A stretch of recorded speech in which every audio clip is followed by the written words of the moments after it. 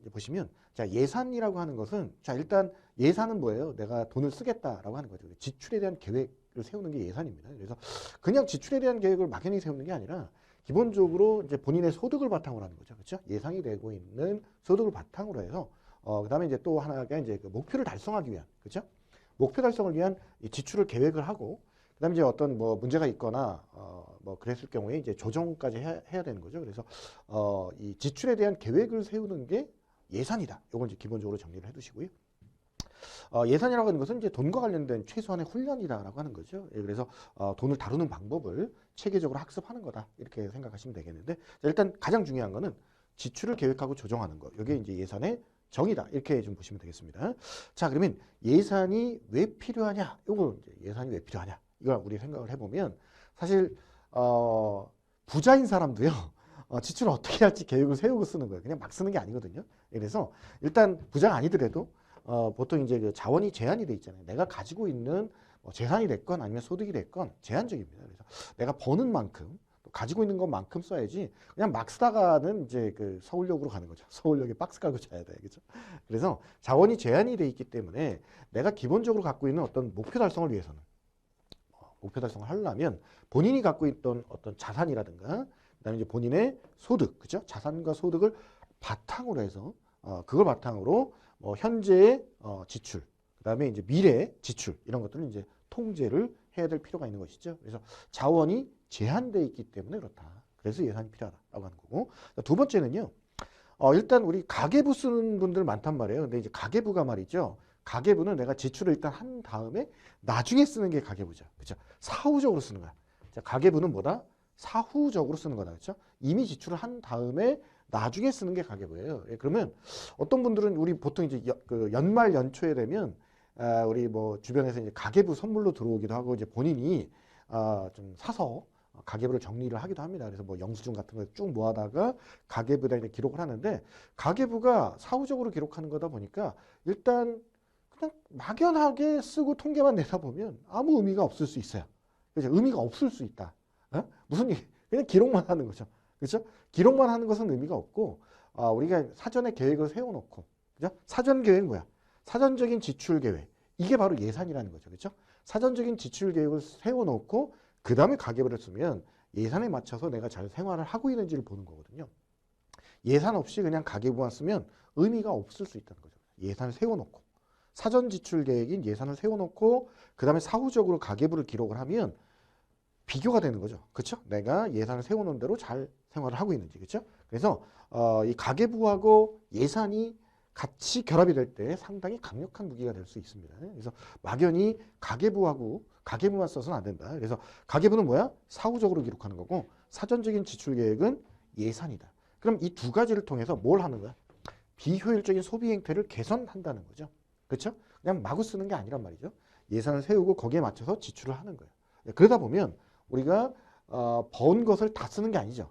그렇죠? 좀 계획을 잘 세워서 효율적으로 지출하다 보면 뭘 할 수 있어요? 그렇죠? 저축이나 투자를 할 수 있다. 그렇죠? 예, 그래서 효율적으로 잘 지출하면 저축이나 투자 금액을 더 많이 늘릴 수 있단 말이에요. 그렇죠? 예, 그래서 거기에 굉장히 그 예산이 효율적이다라고 하는 것이고요. 자, 그다음에 예산을 수립하고 실행하는 것은 그냥 하는 게 아니야. 뭐 때문에? 재무 설계안의 성공적인 실행을 위해서 꼭 필요하다. 그렇죠?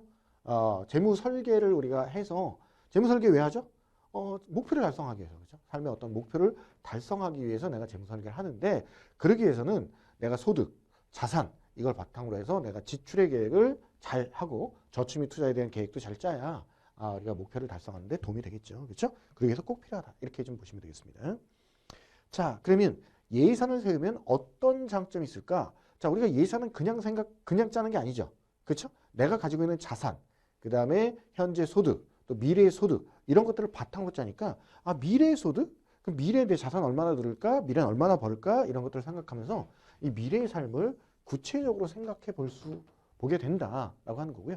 자, 두 번째는요. 우선순위를 생각해 보게 합니다. 자, 우리 앞에서 봤지만 예산을 왜 짜요? 왜 필요해? 자원이 제한되어 있으니까. 그렇죠? 내가 가지고 있는 자원이 제한되어 있기 때문에 내가 생각하는 목표들이 여러 가지가 있어요. 그럼 이러한 그 목표들을 내가 다 달성하지 못할 수 있어요. 왜? 자원이 제한되어 있기 때문에. 자원의 제약 때문에 내가 생각하고 있는 목표들을 다 달성할 수 없을지 몰라요. 그럼 이 중에서 뭐는 좀 안 하더라도 내가 가지고 있는 한정된 자원 안에서 이 목표를 달성하려면 우선순위를 봐놓고 그 우선순위가 높은 것들 위주로 우리가 하겠죠. 그렇죠? 그래서 예산 제약에 따른 우선순위를 결정하는데 예산이 굉장히 도움이 된다. 이렇게 좀 보시면 되겠고요. 자, 그 다음에 마구 쓰는 게 아니라 예산을 짬으로 인해서 좀 소비의 행태를 개선할 수 있고요. 자, 또 하나. 이게 뭐예요? 자기 통제를 하는데 굉장히 큰 도움을 주는 거죠. 그렇죠? 자기 통제.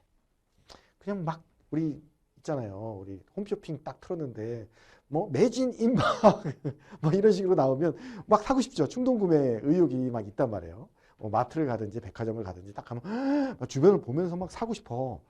그런 마음을 억제할 수 있죠. 자기 통제를 할 수 있단 말이에요. 왜? 예산을 짰으니까. 그렇죠? 그런 측면이 있어요. 그래서 자기 통제라는 데 상당한 도움을 주고요.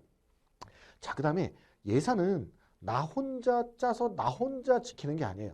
그러니까 저도 한 집안의 가장입니다만 저는 배우자가 있고요. 그다음에 자녀가 셋이에요. 그럼 우리 5 식구인데 뭐 각 가족들마다 이제 뭐 식구들의 숫자가 다 다르겠지만 예산은 가장이 혼자 짜서 혼자 실행한다고 되는 게 아니죠. 그렇죠? 가족들 간에 뭔가 그 합의가 좀 필요해요.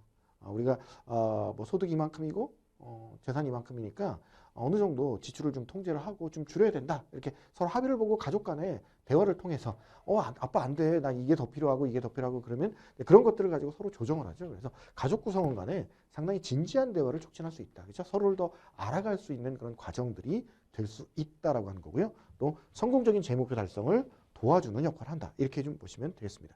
자, 그러면 예산의 단점에는 뭐가 있을까요? 단점을 보시면요. 자, 부정확한 정보, 부정확한 예측. 자, 이걸 가지고 예산을 수립하게 되면 효율성이 좀 떨어진다는 거죠. 그렇죠? 예를 들어서 자기가 벌고 있는 자기의 소득을 좀 과대평가했어. 그러면 실제 내가 버는 것보다 너무 과대평가하게 되면 어때요? 자기가 소득이 좀 많은 줄 알고 막 쓰겠죠. 그렇죠? 예, 그러면 좀 적자를 유발할 수 있다는 거죠. 그렇죠? 자기의 소득을 과대평가하면 적자를 유발할 수 있어요. 자, 만약에 자기의 소득을 과소평가했어. 그럼 어떤 문제가 있어요? 자기 소득이 너무 적은 줄 알고 예산을 너무 타이트하게 했자는 거죠. 그러면 다른 데 뭔가 내가 투자하거나 활동할 수 있는 부분들, 기회비용이 좀 생긴다. 이런 부분들이 있습니다. 자, 그 다음에 좀 내가 정보 자체가 나의 소득이나 자산에 대한 정보가 좀 부정확하다라고 한다면 항목별로 이 금액 산출 자체가 좀 어려워서 좀 현실과 좀 괴리되어 있는 그런 예산을 짤 수도 있다는 거죠. 그래서 좀 나에 대해서 좀 잘 알아야 돼. 그렇죠? 내가 가지고 있는 자산, 소득 이런 부분에 대해서 잘 알고 내가 평소에 얼만큼 어떤 부분에 쓰고 있는지에 대해서 잘 알아야 이 예산을 세울 수 있는데 그 정확하지 않으면 효율성이 좀 떨어진다라고 하는 거죠. 자, 두 번째는 말이죠. 지나친 통제는 오히려 제 목표 달성에 방해 요인으로 작용한다는 거예요. 그러니까 내가 목표 달성을 하려면 허리띠를 졸라매야지 라고 생각을 하고 막 타이트하게 예산을 짜는 거야. 그럼 어때요? 뭐 예를 들어서 내가 하루에 10,000원 이상 안 쓰겠다. 이렇게 목표를 세웠어요. 하루에 10,000원 이상. 요즘 10,000원 갖고 할 게 별로 없어. 아시잖아요. 그렇죠? 10,000원 갖고 밥 한 끼 먹어도 거의 10,000원에 육박합니다. 그러면 뭐 밖에 나가서 점심 한 끼 먹고 커피 한 잔 마셔도 10,000원 훌쩍 넘어가잖아요. 요즘. 그렇죠? 예, 그래서 만약에 이제 그런 식으로 짜다 보면 뭐 밥은 김밥 천국에 가서 요즘 김밥하고 라면만 시켜도 꽤 됩니다. 예, 그리고 커피는 그냥 자판기 커피를 먹는다거나 좀 이렇게 하지 않으면 예? 좀 어렵다. 그래서 우리 아시죠? 그 예전에 보면 이제 방학 때 생활계획표 이런 거 짜잖아요. 예, 그럼 방학 때 생활계획표 보면 이제 시계 모양으로 이렇게 딱 해가지고 뭐 여기 12시, 6시 뭐 이렇게 딱 있으면 뭐 6시에 기상해서 뭐 1시간 단위로 쪼개갖고 몇 시부터 몇 시까지는 뭐 하고 몇 시부터 몇 시까지는 뭐 하고 이렇게 막 이렇게 계획은 열심히 짜놓고 그게 뭐 며칠 안 가더라고요. 방학 내내 지키는 걸 단 한 번도 본 적이 없어요. 이렇게 계획표를 막 타이트하게 시간 단위로 쪼개갖고 타이트하게 짜다 보면 못 지킵니다. 그렇죠? 저도 뭐 계획표는 그림까지 그려가면서 해본 적은 많은데 한 번도 못 지켰어요. 실질적으로. 예? 그럼 이제 어떻게 하느냐? 뭐 방학 계획표를 짜도 이렇게 짜는 거죠. 예를 들어서 내가 뭐 이번 방학 때는 뭐 독서를 하겠다. 그 다음에 이제 뭐 운동도 하겠다. 그 다음에 이제 뭐 하겠다. 뭐 여러 가지 목표를 좀 세워놓고 하루 중에 독서는 뭐 1시간, 운동은 뭐 2시간, 뭐 이런 식으로 자기가 뭐는 뭐 3시간, 뭐 이런 식으로 뭔가 시간을 정해놓고 그날 안에 끝내면 되는 거야. 뭐 이런 식으로 좀 러프하게 계획을 짜는 거죠. 그러면 그날 안에 하면 되는 거거든요. 그렇죠? 예, 그래서 좀 뭔가 좀 실천이 가능한 그런 범위 내에서 좀 현실성 있는 그런 예산을 수립해야 된다라고 하는 거고요.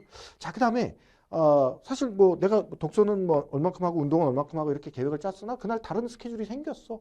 그러면 좀 이걸 안 하더라도 내가 그 스케줄을 이행을 해야 되죠. 그렇죠? 그러니까 예산도 이제 마찬가지예요.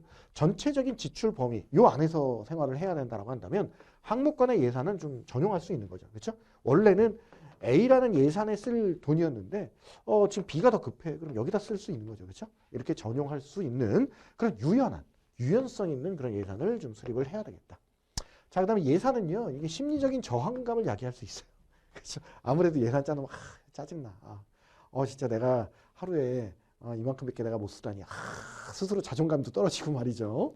예, 뭐 그런 부분이 좀 있을 수 있어요. 뭔가 이제 미래를 생각하면서 목표를 좀 생각해야 되는데 이거 지키려고 그러니까 너무 짜증나.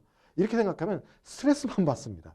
그럴 것 같으면 예산을 안 하는 게 나은 거예요. 그렇죠? 그래서 예산을 좀 현실성 있게 좀 유연성 있게 그런 게 짜서 내가 지킬 수 있게끔 예산을 짜는 게 중요하다. 그래야 심리적인 저항감이 없고 내가 그걸 실행하고 뭔가 좀 이행을 하고 목표를 달성하면서 성취감도 있잖아요. 그죠? 그런 측면에서 우리가 예산을 접근해야지 이게 어떤 그 일종의 예산이라고 하는 것은요.